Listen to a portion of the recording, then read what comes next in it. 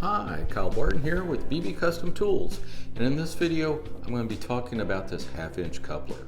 This half-inch coupler is sold with a number of our drilling guides. It has this half-inch linear shaft, that's an actual drill extension if you will, and to connect the bits to this extension we use this half-inch coupler.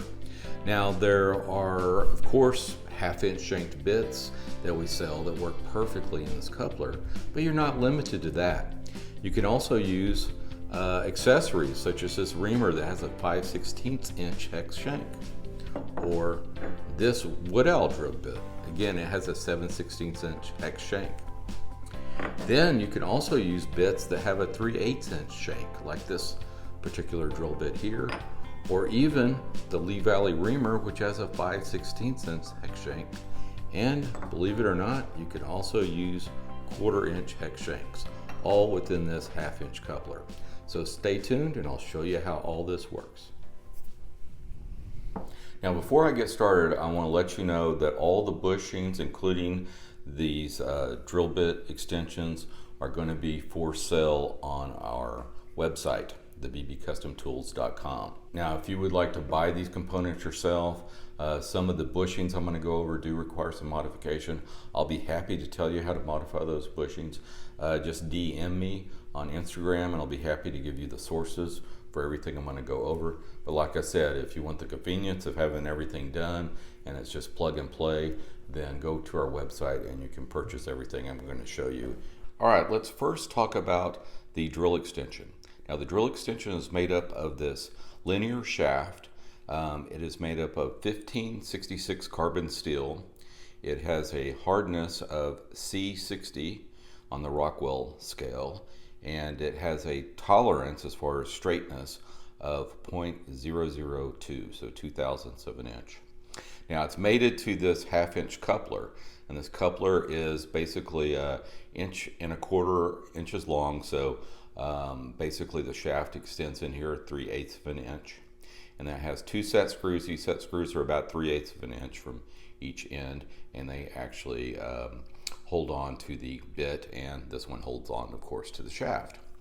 Now one of the things I've done, this secures real well to shaft and bits, but I have noticed if I am doing some reaming, and I'll show you how you can attach reamers to this particular coupler.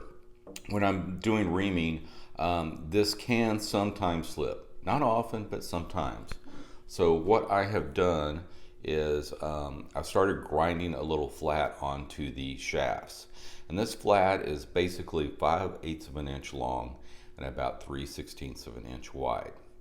And I've done this on this particular shaft here, and I've also done this on some of the bits I use. This is an old bit I've had for a number of years, and I think hopefully you can see here that the little set screw has created little divots in here and raised a little burr. I've had to sand those back, so I finally got tired of that and actually ground a flat in there to capture the set screw. And basically this will still work in your drill bit. You just have to make sure that it's no wider than 1/4 of an inch, and that way when you put it into a drill chuck, the jaws can clamp down on it without clamping down on this flat. If they clamp down on this flat, the bit won't run true.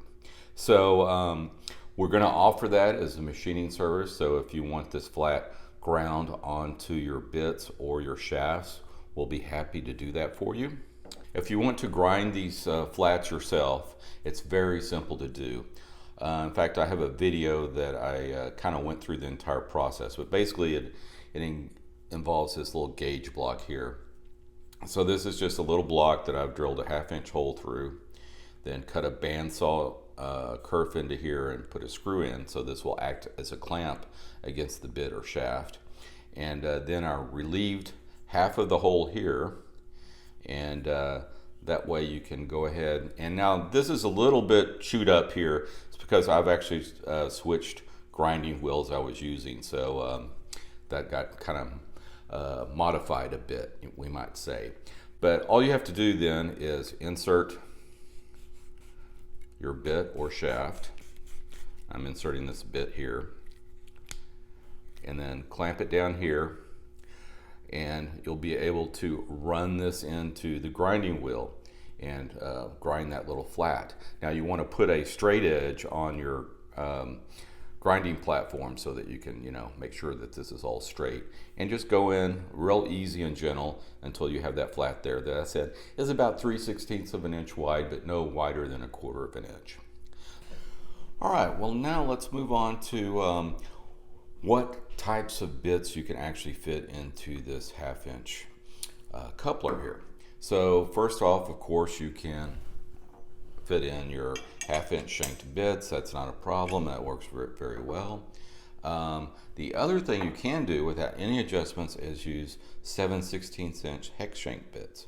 So this is a wood owl bit that has that 7/16 inch hex shank, and you can simply tighten that up in there and you're good to go. Let me show you how well that runs.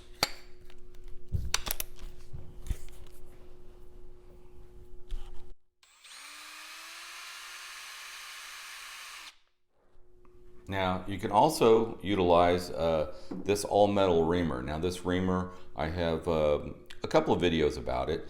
It is made by my buddy Sean Murphy, and it's an all metal 6-degree reamer. He also sells a 11-degree reamer, and both of them have this 7/16 inch hex shank. And again, that fits perfectly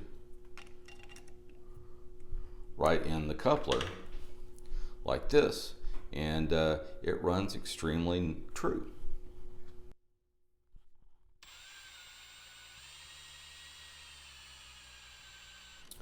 All right, now let's talk about what you can do with this bushing here. Now this bushing is a 3/8 inch to 1/2 inch bushing, so the inside diameter is 3/8 of an inch and the outside diameter is a 1/2 inch. It also has this convenient hole in it, and that will allow the set screw to go through and then rest against the bit, securing it into the coupler. This is actually a little longer. I actually have to cut this down and file it down a little bit to make sure that this hole is centered right there on the set screw. And the way it works is it just fits right in like this, and then you can use 3/8 inch shanked bits. So they just go in just like this, and they run very nice and true.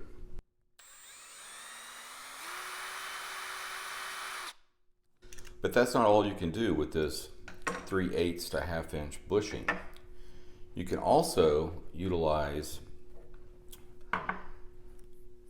5/16 inch hex shanks. Now, this is the Lee Valley reamer, and this is 5/16 inch hex shank, and it will fit right in here.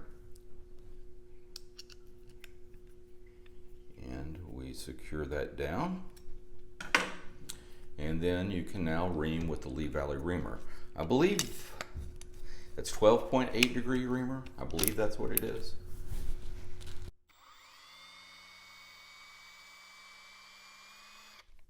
So those are just some of the things you can do with the 3/8 inch bushing. And the way you remove it, let's go ahead and back your set screw out. Then take the end of your Allen key and just grab right there where that hole is, and it comes right out. Okay, next up is this 1/4 inch hex extender. This is a little bushing that's made to join 2 1/4 inch hex rods together, and it has 2 set screws here to secure the rod, or in our case, the 1/4 inch bit fits right in there. Now the great thing about this is the outside diameter of this thing is a 1/2 inch, so it will fit inside the 1/2 inch coupler. Now I have put a flat on these because this is kind of mild steel, and that set screw will definitely raise a burr on there. And you have to file these set screws down just a bit to make sure that they don't interfere. So once the bit is secured into the hex extender, just go ahead and insert that in here. tighten it up, and you are now ready to go. And we'll show you how nice and true this runs.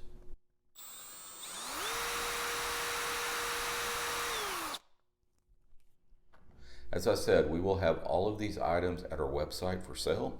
That includes the drill extension, the 1/4 inch hex bushing, and the 3/8 inch to 1/2 inch bushing.